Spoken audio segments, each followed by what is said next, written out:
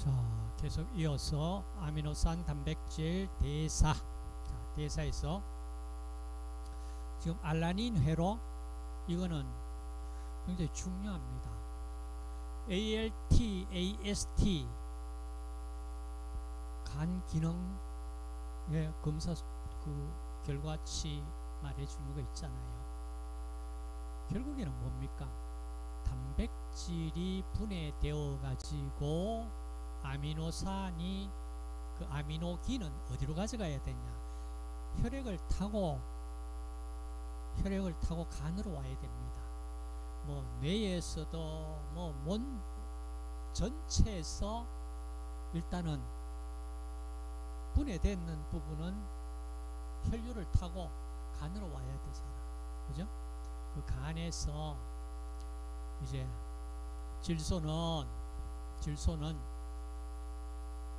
필요 없는 부분은 배출을 해야 되니까 요소로 배출하면 되고, 그 다음 그 과정에서 간에서 질소 빼내고 당신생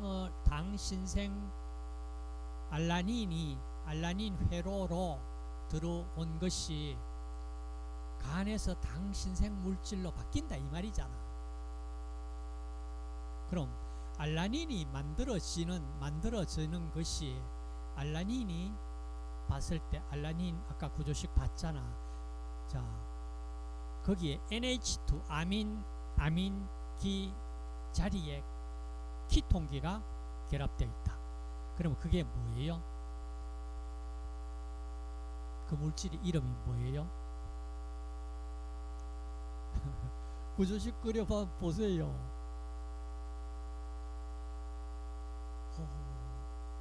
나중에 그러면 구조식 나오는 거 가지고 정리합시다. 자, 다음 에너지 대사. 에너지 필요량에 대해 가지고는 뭐 그렇게 자주 나오지는 않습니다. 에너지 섭취 기준, 섭취 관련 문제 두세 문제 나옵니다. 에너지 대사의 통합 조절, 뭐 출제되는 해, 안 되는 해 나오고, 알코올 대사 출제되는 해, 안 되는 해. 전체적으로 봤을 때 에너지 대사에 적게는 한 두 문제, 많게는 뭐 많이 나온 애는 한 5문제까지 나왔네. 자, 근데 보시면은 그렇게 어려운 문제는 아니다. 알코올 대사에서 보니까 어때요?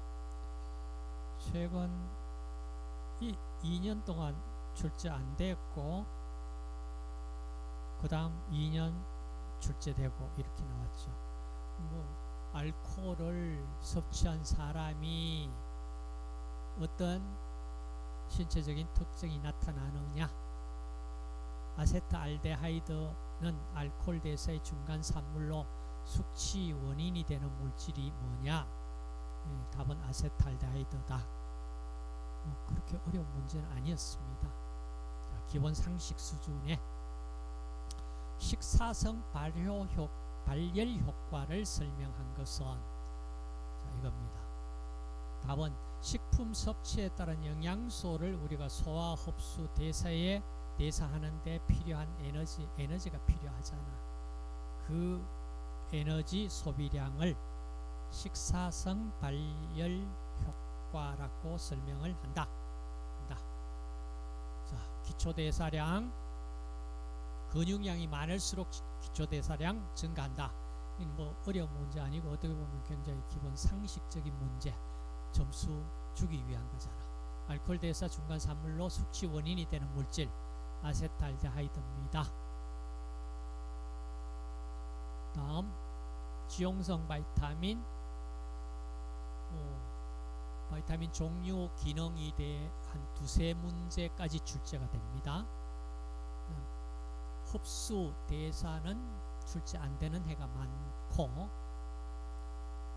지용성 바이타민 과잉, 뭐 결핍에 대한 문제 출제되는 해, 안 되는 해, 섭취 기준 거부원, 전체적 그룹으로 봤을 때 한 두세 문제 출제가 되고 있다.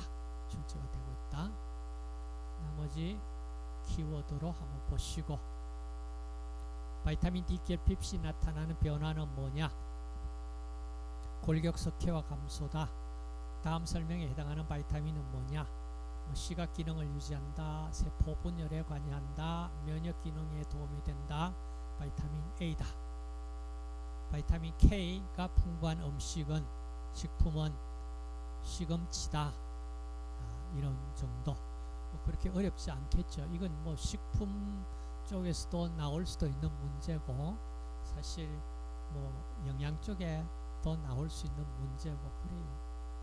딱 어디 칼로 딱 가르듯이 이렇게 나눌 수 없는 경우 꽤 많아요. 왜냐하면 이게 들어가 있기는요, 문제 은행식으로 다 들어가 있어요. 들어가 있는데 뽑아내 보면은 이게 영양 생황 문제보다는 식품 문제에 가까운데, 그래도 이걸 넘기고 그렇게 못하잖아. 그 문제 은행에서 추출했기 때문에. 그렇기 때문에 딱 어디 이거는 이쪽이다 저쪽이다 할 필요 없이 지금 들어가 있는 문제 중에 추출되는 겁니다. 그러니까 그래 생각하시고, 한 5년 정도 나왔는 거 키워드로 보시면 됩니다. 다음, 수용성 바이타민 종류 기능 두세 문제 나옵니다. 두세 문제. 그 다음 흡수 대사에 대해서, 흡수 대사는 그렇게 많이 나오진 않습니다. 그죠? 그 다음 수용성 바이타민 결핍 과잉에 대해서, 급원 식품에 대해서 전체적으로 한 세 문제에서 네 문제 정도 출제된다. 혈중 호모시스테인 농도를 낮춤으로 심혈관 질환 발생 위험을 줄이는 바이타민은 엽산이다. 코엔자임 A와 아실기 운반 단백질을 구성하는 바이타민은 판토텐산. 그 다음 무기질, 다량 무기질 많이 나올 때 세 문제. 흡수 대사는 거의 출제가 안 됐고, 결핍 과잉에 대해서 한 문제 정도, 급원에 대해서 출제됐네 안 됐네, 전체적으로 봤을 때는 한 세 문항 정도가 출제됩니다. 기존 있는 것만 우리가 키워드로도 정리를 좀 하시면 되겠습니다. 삼투압과 수분 균형을 조절하는 세포 외의 주요 양육. 혈액은 세포 외액이에요, 내액이에요. 세포 외액입니다. 외액. 세포 안에 있는 거는 세포 내액이고, 그 세포 바깥 모든 부분에 있는 혈액은 혈관에 들어있는 혈액이라도 다 세포 외액입니다. 외액. 그러니까 지금 얘기하는 거, 삼투압 수분 균형을 조절하기 위해서 세포 외액의 주요 양이온은 뭐냐? 나트륨이잖아. 그죠? 그 나트륨 농도가 높다는 얘기는 뭡니까? 나트륨 농도가 높다는 얘기는 수분을 끌어당길 수가 있다. 그 정확한 용어는 수분을 끌어당긴다는 용어는, 그거는 설명을 쉽게 하기 위해서 끌어당긴다 그러는데, 수분의 액티비티가 소금물보다 배추 속의 수분의 액티비티가 더 높잖아. 순수한 물이잖아. 그러니까 액티비티가 높은 순수한 물이 소금물로 옮겨가는 거예요.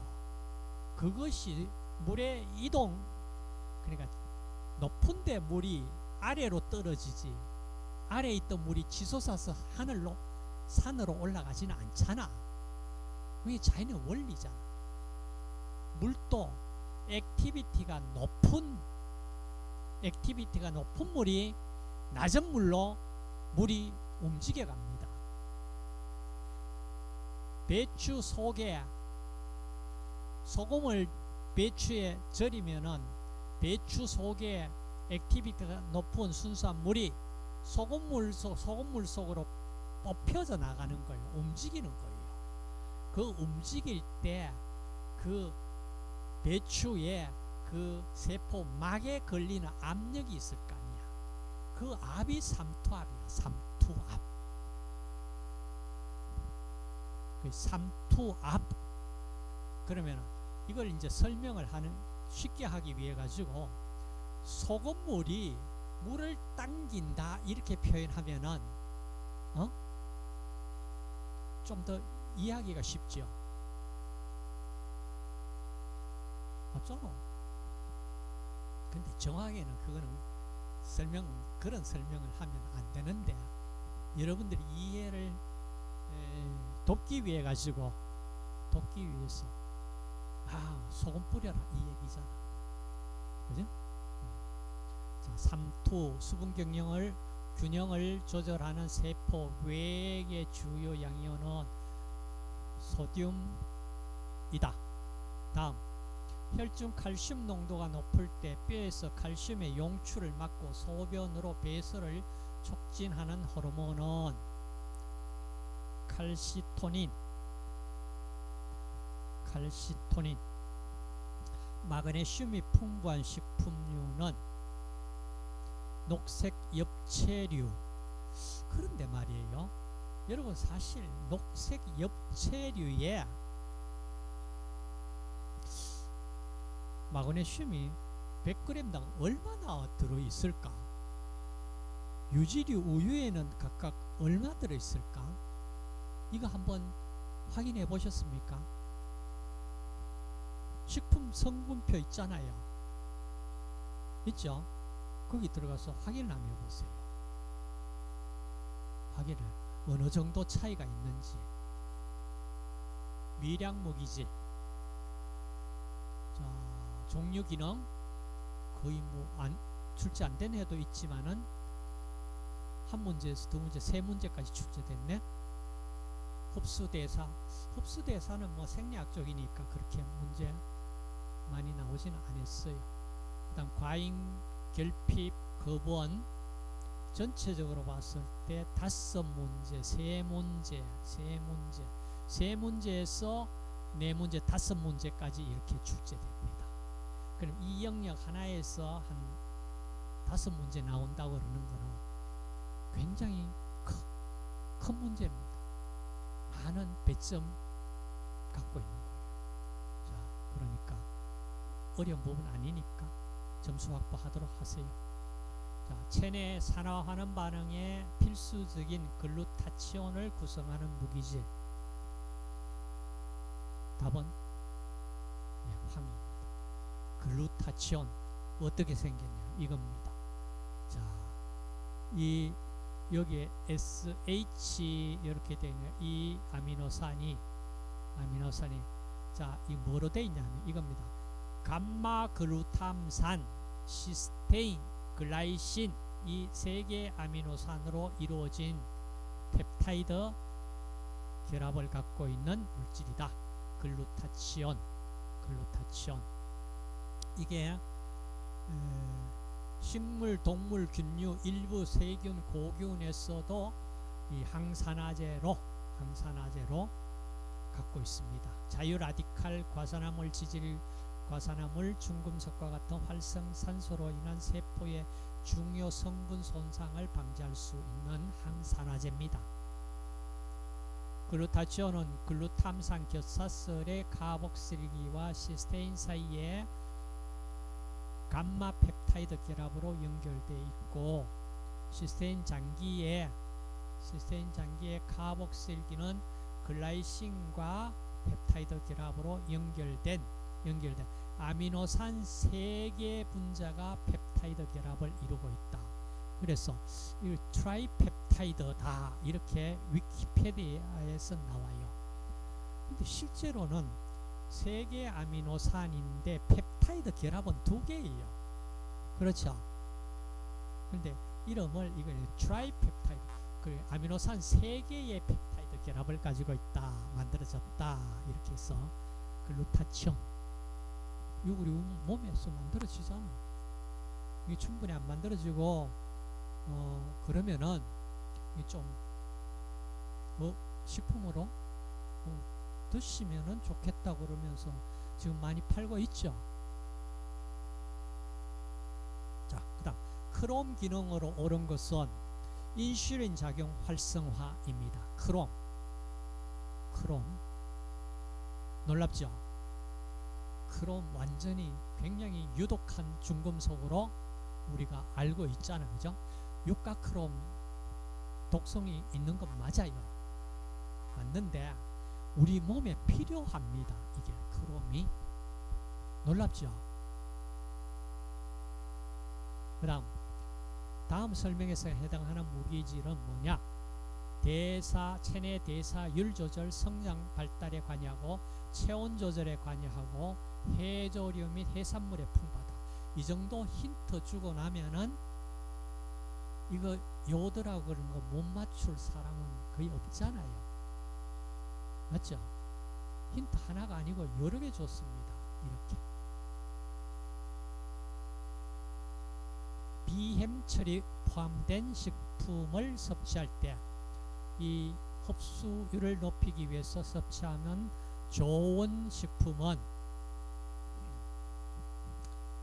레몬즙이 결국에는 이온화, 결국에는 우리 몸에 흡수가 되려고 그러면은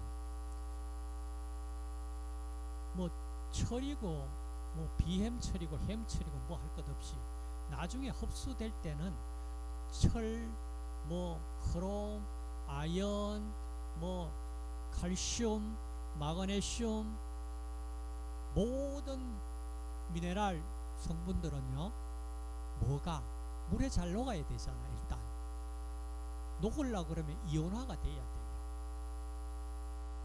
이온화가 안 되면은 흡수가 안 돼요.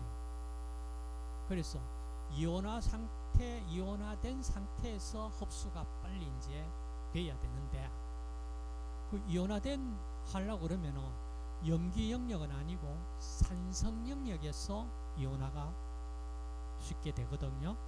그래 위산산성, 사실은 왜 위산이 그렇게 강하게 pH 1 내지 2 정도 되는 강산으로 위산이 만들어져 가지고 우리 소화 흡수를 시킬까? 여러분 자세히 생각해 보시면, 물론 단백질 소화 흡수를 하려고 그러면은 아주 강한 위산 이런 거 아니면은 그 가수분해 시킬 수 있는 조건 힘들어요. 필요합니다. 그리고 음식 식품으로 해서 들어가는 여러 가지 세균류라든지 해충이라든지 이런 것들 위 속에 들어가서 살 수 있습니까? 다 죽이지. 심지어 못을 먹는 사람 있잖아. 못 먹으면 못 녹아요. 못 녹여가지고 결국에는 철분 흡수해버립니다. 흡수 못하면 대변을 나가겠지. 그러니까 이온화가 돼야 돼요. 일단 미네랄이 흡수되려고 그러면. 그러니까 여기서 다른 거는 안 되지만 레몬즙은 산이잖아. 산. 그렇죠. 그럼 이거하고 같이 들면 좋다 얘기예요. 그 다음 수분. 수분 기능은 거의 출제된 것 없고, 인체 수분 균형 필요량에 대해서는 자, 이렇게 한 문제 정도는 출제되더라. 자, 나머지 생애 영양주기학 부분 있고 하니까, 자, 이 자료 다운로드 받으셔가지고 예상 문제 만드세요. 자, 2교시